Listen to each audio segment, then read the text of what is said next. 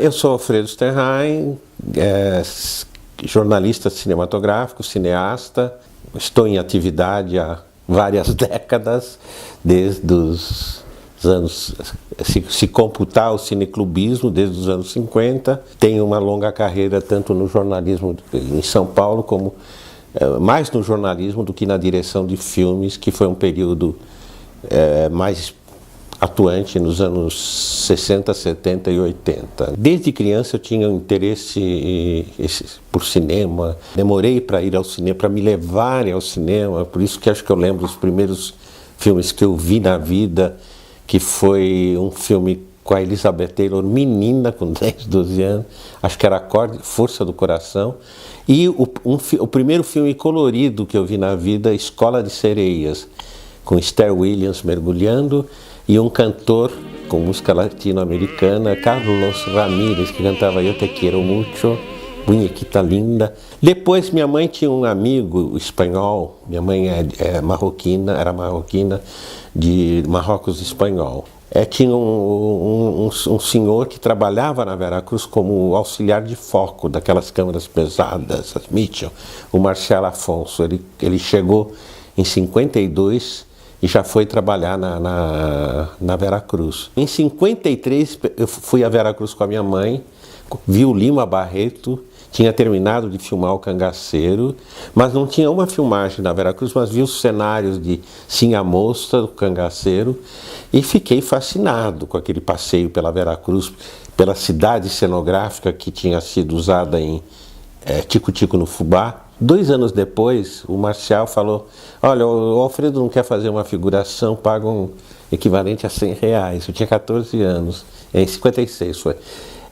Tem que pegar o ônibus na porta do TBC, eu deixo o nome dele e tal. E fui 2 dias, fiz figuração em Osso, Amor e Papagaios. Aí comecei, aí me apaixonei por cinema, pela direção, que eu ficava ao lado da câmera. Para mim era um mundo novo ver como discutiam a enquadração, a continuidade, tudo. Eu não deixei de acompanhar naqueles 2 dias, mesmo quando eu não filmar, um take do que estava sendo feito. Eu conhecia o Rubem Biafra do Cineclube Dom Vital, ele tinha feito palestra em 58, mais ou menos, Ele contratou um segundo, naquela época era preciso 2 críticos, tinha matéria cinematográfica todos os dias, no Estadão, principalmente, e nos outros jornais. Ao mesmo tempo, eu já tinha, em 61, trabalhado com o Cury, que também conheci no Cineclube Dom Vital. Eu fui ser continuista em A Ilha. E em 63, o Fernando Seplinski, que era, vamos dizer, o crítico número 2, e a gente se encontrava todo sábado à noite num bar para discutir cinema. E não consigo lembrar a razão. Eu sei que o Fernando Seplinski, que já tinha discutido com o Biafra, eu não faço mais crítica para você, para essa porcaria, pegou a credencial e jogou. E ele foi irredutível, e falou: pega o Alfredo. E assim saiu do bar, atacar. E o Biafra falou: vou te pegar temporariamente, que o Fernando vai voltar. Falei: tudo bem, mas o que você quer que eu faça? Você faz. Aí eu fui me dando o que fazer de crítica, mas ele me proibia de entrar na redação. Falou: você é muito moleque. Eu tinha 20 anos já. Mas ele achava. Naquela época era o contrário: o moleque não podia entrar na redação. Tinha os idosos, 40 anos, era idoso, assim. E eu comecei achando que ia ser temporário, mas o Fernando não quis mais voltar. Aí ele gostou, o Biafra gostou, e o temporário durou 4 anos e 2 meses. O Cury tinha feito, eu já tinha ido a convite dele e do João Batista Perillo, que era do Cineclube. O João tinha sido contratado para fazer Steel na Garganta do Diabo. E um dia eu fui com ele e um amigo dele, e vi a filmagem de Na Garganta do Diabo, cenas com Odete Lara e Edla Van Steen, que acabou ganhando um prêmio na Europa. Fiquei mais doido ainda, a doidice do Osso, Amor, e voltou. Aí o Cury, no ano seguinte, falou anunciou que ia preparar A Ilha e queria que alguém do Cineclube fosse, do Dom Vital fosse, e para fazer continuidade. Eu me ofereci de cara: mas você sabe? Eu falei: sim. Na realidade, eu blefei um pouco. Eu tinha uma noção teórica de continuidade e de ter visto. Nunca tinha feito na vida, mas eu tentei passar uma segurança de que eu ia dar conta do recado. E ele, muito bacana, para mim, me levou. A filmagem foi muito tumultuada por causa de mau tempo, era a primeira produção do Cury, com o irmão dele, né? E foi um aprendizado bacanérrimo para mim. Os 60 dias se transformaram em 90, porque a filmagem atrasou por causa do mau tempo em Bertioga, e a gente teve que fazer interiores da praia à noite, nos estúdios da Veracruz. Meu sonho se realizava, estava na Veracruz. Pena que não tinha selfie naquela época. Eu acompanhei a montagem com o Máximo Barro e o Cury. Então eu tive uma escola, a Ilha foi uma escola que acho que pouca gente teve, assim, de você pegar um filme de cabo a rabo, desde a... Quer dizer, era para ser... Atrasou tudo o começo da filmagem. Ele queria trazer artistas do exterior, tanto que quando...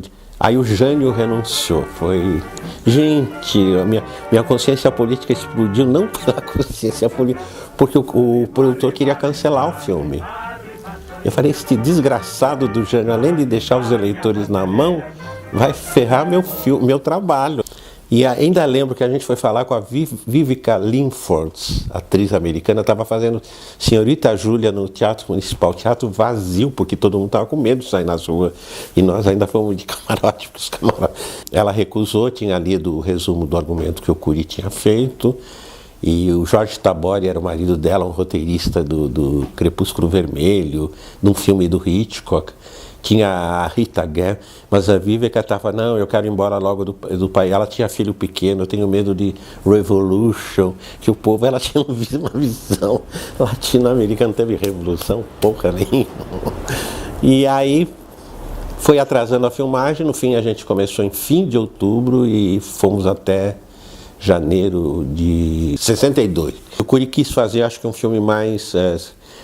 não digo mais sossegado o processo de filmagem com o irmão dele. Aí eu fui de assistente, ele foi feito quase todo na Veracruz, com algumas externas em São Paulo, e ele conseguiu fazer o filme no prazo, que para o Cury naquela ocasião era essencial para o William, o irmão dele, não pegar no pé dele e tudo. E claro, teve alguns problemas, a Norma Bengal teve uns problemas, criou uns problemas, mas fizemos no prazo. Eu acho que foi um aprendizado humano, maior, mais do lado humano do que do lado cinematográfico, sem desmerecer o trabalho do Cury. Eu acho que o Cury me passou uma coisa que eu acho que faz falta em boa parte dos nossos cineastas atuais, pode ser papo de velho, mas ele sabia conduzir a câmera, sabia respeitar o ator, valorizar o ator, a atriz, no sentido de que eles se tornassem comunicativos com a plateia, né? Isso eu acho muito importante no cinema, e acho que eu, nos meus filmes, tentei fazer a mesma coisa, né? O Galante e o Palácio me deram uma chance maravilhosa, jamais posso negar isso, porque eu tinha uma pequena verba que foi acoplada no orçamento do roteiro ter sido premiado pela Comissão Estadual de Cinema. E essa verba era um empréstimo que depois teria que ser devolvido por uma empresa produtora. Então, eles leram, gostaram, acharam o filme fácil de produzir. Aí começou o elenco. Quando eu escrevi o roteiro, eu pensei na Eva Vilma. E ela não podia fazer, eu já a conhecia, gosto dela como atriz, como profissional. Bom, o filme tinha o problema da praia e o Galante cismou que queria fazer no Rio de Janeiro, para pegar um pouco o Rio, o visual do Rio. A história podia se passar no Rio, como em São Paulo não fazia diferença, né? Só que a Eva Vilma não podia fazer porque estava fazendo teatro em São Paulo. Aí, que atriz? O Palácios achava que tinha que ser uma atriz impactante, pensou na Maísa, a cantora. Fui falar com ela, não deu certo. O marido, na época, um espanhol, pediu uma fortuna incompatível com o orçamento do filme.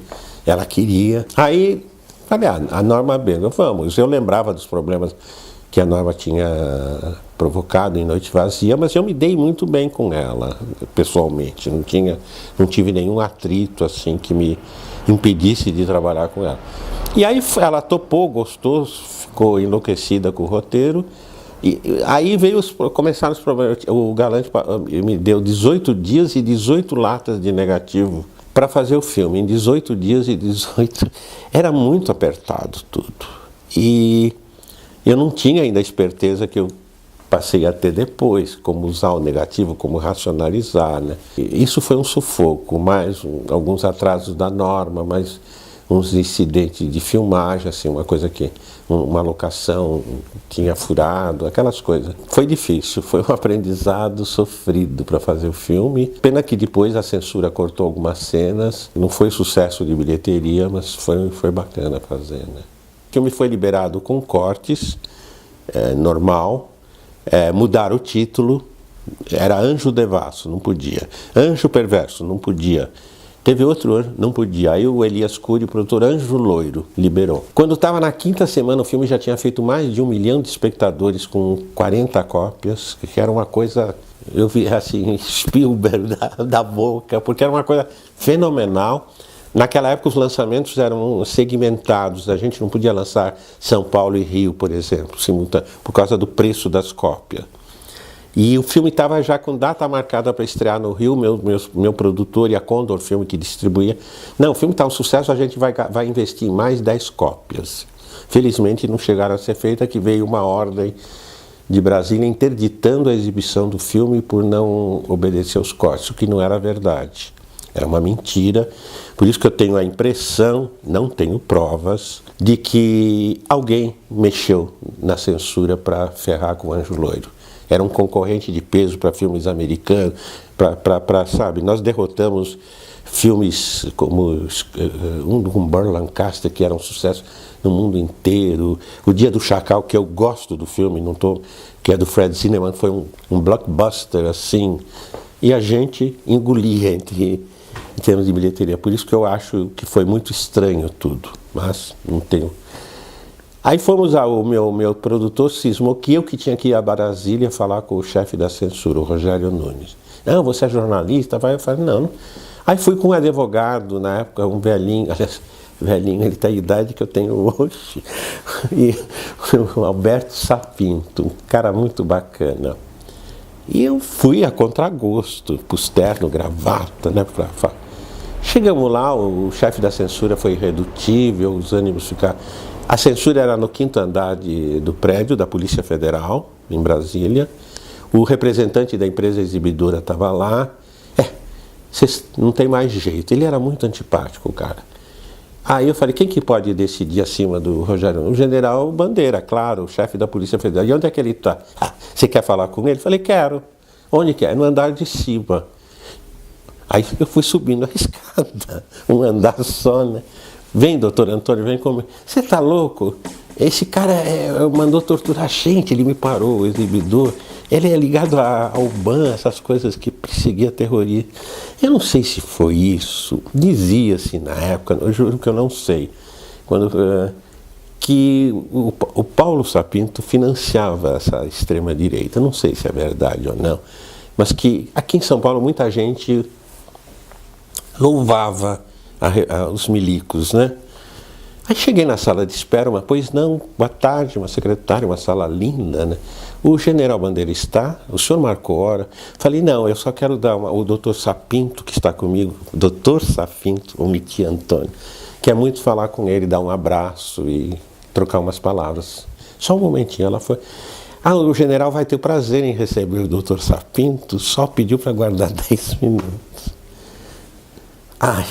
Entramos na sala dele.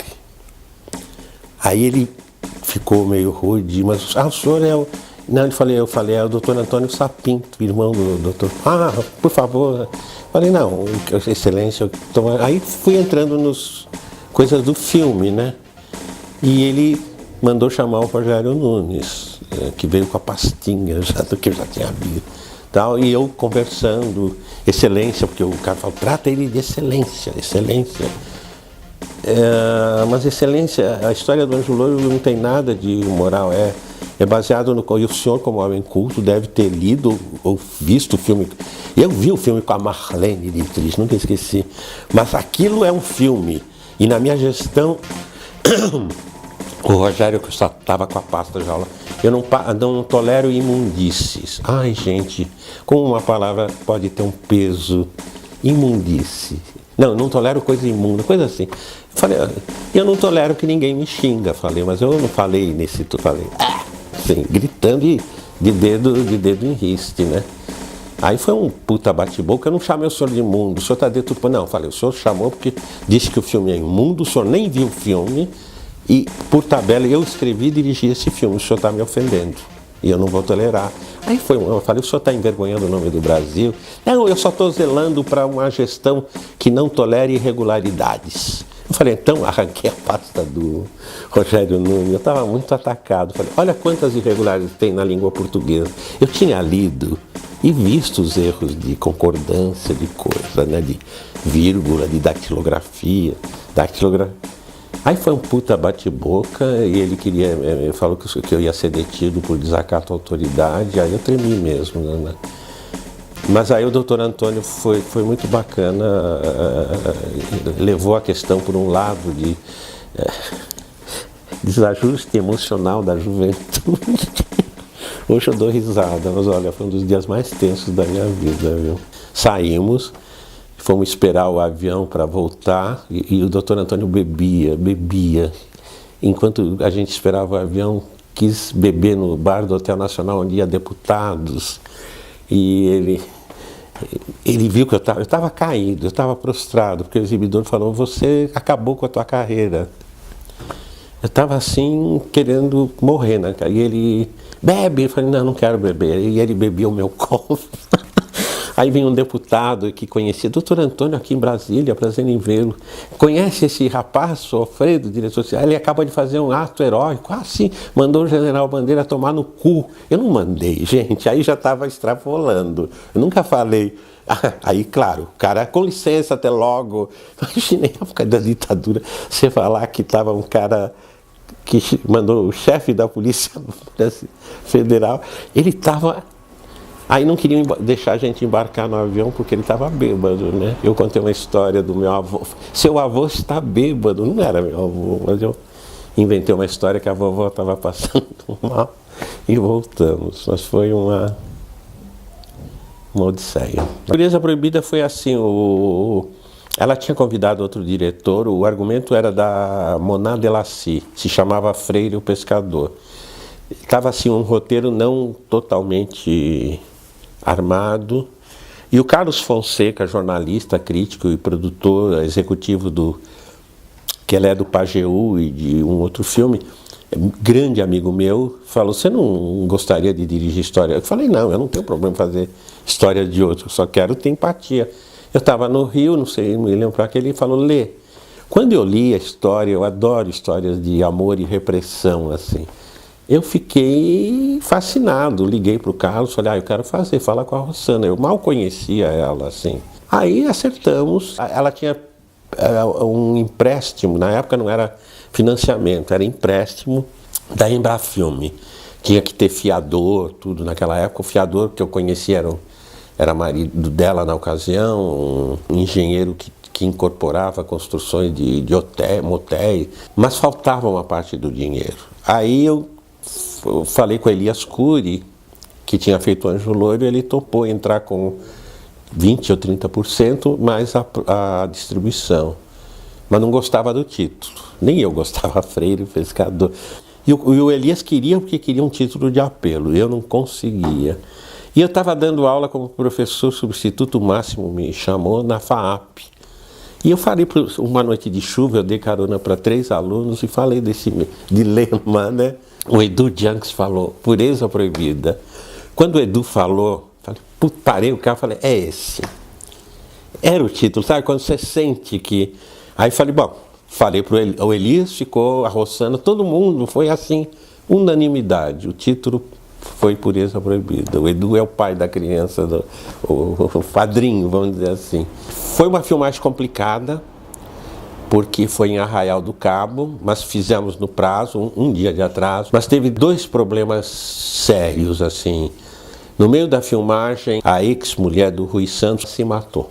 Aí ele não podia voltar para o Rio, né? Polícia, inquérito. E depois o Morse teve um acidente de carro que foi gravíssimo. Faltava uma sequência para ele terminar. já tinha feito a parte final dele, mas era uma sequência intermediária. Ele quis voltar para o Rio para visitar a noiva. Eu ainda falei, não vai, falta um dia. Não, é aniversário dela, não sei o quê. Se ferrou com o carro, ele ficou 6 meses engessado. Eu adorei fazer Lucila, é o filme que, em termos emocionais, mais eu gosto, talvez como filme, porque foi um desafio fazer um filme de época em 35 dias, com dinheiro regulado. O Palácios e a Servicine, a Boca, de um modo geral, queria ganhar mais respeitabilidade. O tratamento pejorativo já estava incomodando, pondo chanchada, essa coisa toda. E o primeiro Palácio que queria fazer era Vocês, da senhora Leandro Dupré, que é um livro maravilhoso. Eu adaptei assim em 15 dias para ela ler e aprovar. Ela leu, aprovou, conversamos. Fui à casa dela. Quando chegou na hora do Money, o Galante e o advogado dela não se entenderam. E o Palácio falou, não, eu quero fazer um filme, discutiu com o Galante, que queria fazer um filme de uma obra literária consagrada, né? E aí ele falou do Lucila, e curioso, eu tinha lido praticamente tudo do José de Alencar. A Viuvinha, que eu queria fazer em cinema, 5 minutos, Guarani, Iracema, tudo. Uma Viuvinha era o meu sonho. Senhora também, que eu queria fazer. Aí ele vem com Lucila. Eu falei, eu não li Lucila. Lê. Eu comecei a ler, falei, a Dama das Camélias. Mas aí fui e me apaixonei pelo livro. Aí fiz a adaptação. E aí começamos. Primeiro foi quem ia ser Lucila e o galã. A Rossana foi pensada, eu tinha gostado do trabalho dela, da imagem dela, e falei, como produtora, ela não vai encher o saco. Quer dizer, então era uma postura diferente. Ela é uma profissional de mão cheia, né? Então não tinha problema. E ela se saiu muito, muito bem. Ela se agarrou à personagem, o Mossi também, o elenco todo. Eu tive muita sorte nesse filme, a equipe, o Antônio Meliandi na fotografia, o Mário Edson na música. Foi muito bacana fazer Lucila. E depois tive um prêmio inesperado, que foi o filme ser escolhido para ser exibido no Festival Internacional de Teherã, né? A Mulher Desejada foi a primeira produção que o Palácios fez sozinho depois que se separou do Galante. Era um filme fácil de produção, porque era fechado. Foi tranquila a filmagem, não tive problemas. O filme foi exibido integralmente. O filme foi vendido para a Argentina, mas o produtor argentino, o distribuidor argentino, não queria aquele final. Pouca gente viu o final, acho. No final, a Kate Hansen, isso eu posso entregar, acorda quando vai ser morta pela Elizabeth Hartman, o tiro. E ela acorda, ela está naquele bosque da casa, ela fala, era tudo um sonho, tá? E vai andando, aí ela encontra a Marlene França, que é a dona da casa na história, e diz, e tem um rapaz de costa com rifle, esse é fulano, que é o caseiro fulano. Ele se vira com rifle e é o cara com quem ela tinha sonhado, que é o Eduardo Tornag, e termina. Tinha uma epígrafe no começo, o que vejo, que sou e suponho, será um sonho num sonho, do Edgar Allan Poe. E a Paris simplesmente cortou com a Elizabeth matando a Kate Hansen. Cortou no negativo. Eu fiquei muito pé da vida, mas o que fazer, né? Mas foi um filme, não foi bem de bilheteria, mas foi legal fazer, né? O César Soares Cabral era o produtor principal, um argentino, e autor do argumento. E ele queria fazer o filme no Brasil, mas pela lei tinha que ter um diretor brasileiro. Aí discute para cá, discute para lá. As produtoras brasileiras que entraram na jogada, ele trouxe o dinheiro principal. Foi a Titanos Filmes, Fama Filmes, com o Miziara e o Adoni, o Palácios com a empresa dele, e a Paris Filme com a distribuição no Brasil, que botou mais dinheiro. Isso porque o Alexandre Adamil, que era o dono da Paris, tinha uma admiração profunda pela Elizabeth Hartman. Ele nem leu o roteiro, que eu levei para ele ler. Eu falei, você não quer ler o roteiro? Não vai ser tipo Mulher Desejada? Eu falei, lê o roteiro. Tem cenas, talvez, que você ache cabeça com a Elizabeth. Elizabeth está no filme? Nem quis. Pôs o roteiro de lado, pôs o talão de cheque, assinou e pôs o dinheiro que o Miziari e companhia estavam pedindo. A parte para entrar de sociedade. O filme era muito cabeça. Eu discordava de muita coisa do roteiro. Por exemplo, a cena da Sandra Breyer recitando em francês. Aí ficou acordado que ia ter legendas em português. Falei, porra, no filme brasileiro alguém lendo Racine em francês, haja saco, né? Mas chegou na hora, não teve legenda, porque custava caro, e a Paris, o Alexandre jogou fora a sequência inteira. E aí o Alexandre veio tirar satisfação comigo. Você fez um filme cabeça? Eu falei, eu não. Eu fiz um filme que está no roteiro, do qual você entrou como coprodutor. A próxima vez aprende a ler roteiro, falei para ele, porque ele ficou puto da vida. Mas é verdade. Eu não fiz nada desleal.